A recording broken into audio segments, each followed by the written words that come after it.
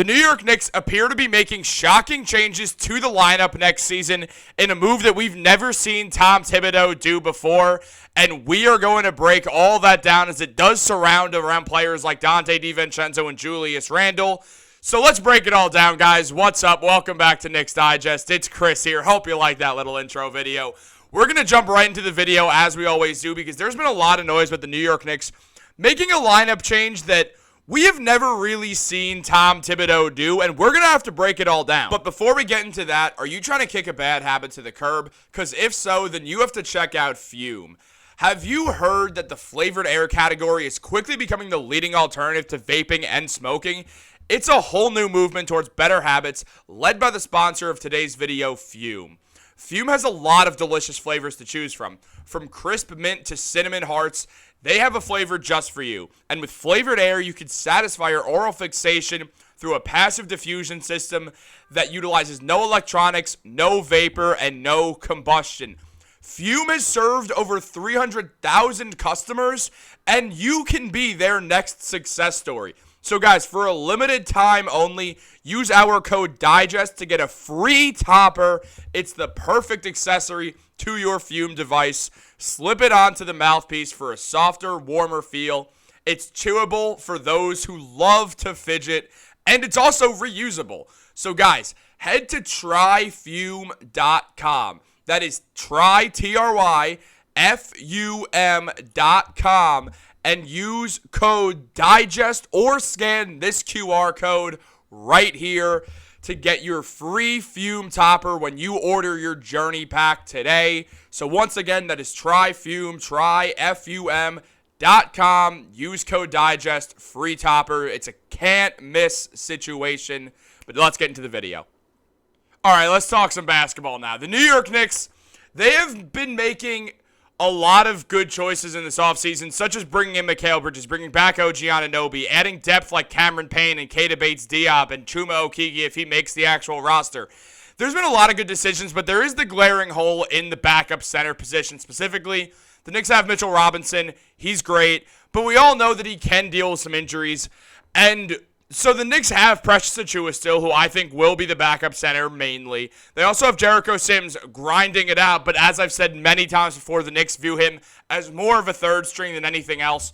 So in a recent SNY article, a lot of this is broken down, and let's take a look at it. Because according to SNY, the Knicks have an opportunity to try out a smaller lineup in addition to traditional lineups with Mitchell Robinson in it. Julius Randle can be the center in small ball lineups with OG Anunoby and Mikal Bridges in the front court. Going small has its benefits. With Randle at the 5, the Knicks can feature lineups with all 5 players capable of being threats from the perimeter. And separately, it just benefits Julius Randle a ton because then he really will get more one-on-one matchups at the rim than ever before. Mitchell Robinson can kind of play a bit extended from the dunker spot because how good he is at getting to the rim and getting around guys who are trying to box him out or be between Mitch and the rim. He's very good at getting around those players. However, it still does hurt the spacing a bit because teams know Mitchell Robinson is not going to shoot a jump shot. So there's now growing this situation, or there's not this situation growing where we could see the Knicks play Julius Randle at center more than ever before, especially when you consider a guy like OG Anunoby and his ability to guard centers. He guarded Joel Embiid in the playoffs at points last season, and he did a good job. The Knicks like sticking OG on big men. They believe in him in those situations, and it creates an interesting lineup for the Knicks. It's a very offensively based lineup, but at the same time, if you're trotting out a lineup of Jalen Brunson, one of Donte DiVincenzo and Josh Hart, and then Mikal and OG and Julius, you have 2 elite defenders on the court anyway still, which is going to help a ton when you look at this team. So I think with that in mind, the New York Knicks are going to try this a bit, and I'm pretty interested to see how it works, especially when considering Julius Randle throughout his NBA career played some time at center, but ever since he got to New York, we have seen that time shrink considerably. He has never played more than 7% of the season at center with the New York Knicks, when in seasons prior, like with the Pelicans, he played 26. With the Lakers, he played basically half his time at center one season in his final season with the team. We saw it a lot throughout his career more, where he was more of a power forward who could slide into that center spot. Since he's gotten to the Knicks, he has been a pure 4. I think we will see that switch a little bit this year. The Knicks do not have a ton of depth at that center position, and there very quickly is going to be an instance where Mitchell Robinson's missing a game. The Knicks are going to start Jericho Sims, and if it's not working out, they might go small ball because they trust OG to guard a starting center, like a good starting center, more than maybe Precious or Jericho Sims. That is more the case if it's an offensively based center. Obviously, if it's a rim runner like a Clint Capella or something like that, yeah, they'll trust Jericho and Precious to get the job done. But if it's someone who's more skilled, a more skilled big man, like, let's go with the most skilled big man. Let's go with Jokic.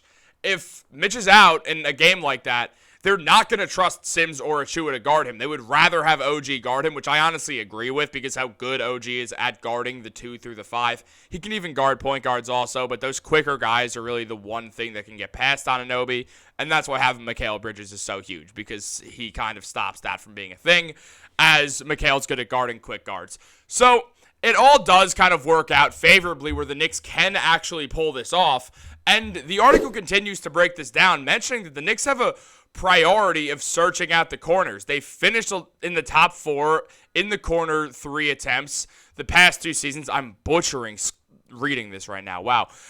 New York has some of the best corner 3-point shooters in the NBA between Mikal Bridges, Dante DiVincenzo, and OG Anunoby, all of whom shot over 40% from the corner last season. OG shot 44% from the corner with the Knicks, which was phenomenal. We know how great of a shooter Dante DiVincenzo is. He just had the best shooting season of his NBA career. Obviously, just the best season in general of his career. And this continues because Ian Begley was actually asked about this and mentioned that if the Knicks go into the season with the current roster, Randle should get some minutes as a second unit center. Begley also said that if he had to guess, he thinks that Randle would accept that role, and Randle would obviously space the floor very well as a center.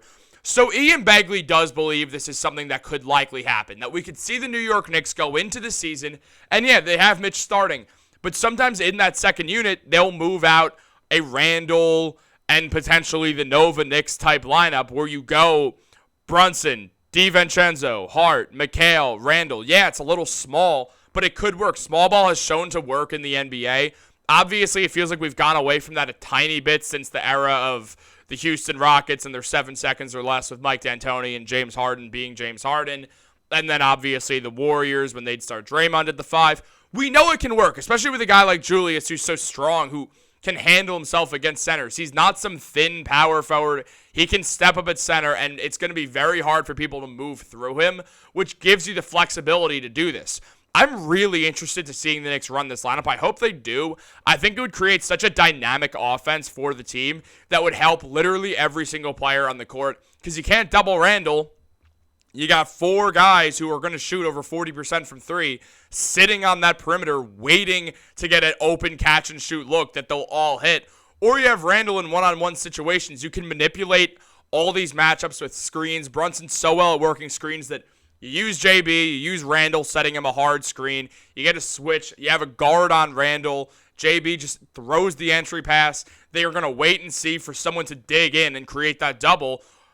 Or Randle just has a one-on-one with a point guard on him, and then he just scores. It could be a death lineup that the Knicks could roll out that is reminiscent of the Warriors one. I hope they do it. They need to experiment, especially with this weakness at the backup center position for right now. However, we are about to make a video on that later today, so you guys want to make sure to subscribe and check that out. Like this video if you enjoyed it, and if you didn't, honestly like it anyway, because you're never thinking about the videos you liked that you didn't actually like. So do that anyway, and subscribe. It won't really change your life too much, but you'll get good content like this, and it'll help change my life, and it would mean the world to me. So guys, I'll catch you on the next one. Leave a comment down below. I'll get back to you. Have a great day, and go Knicks.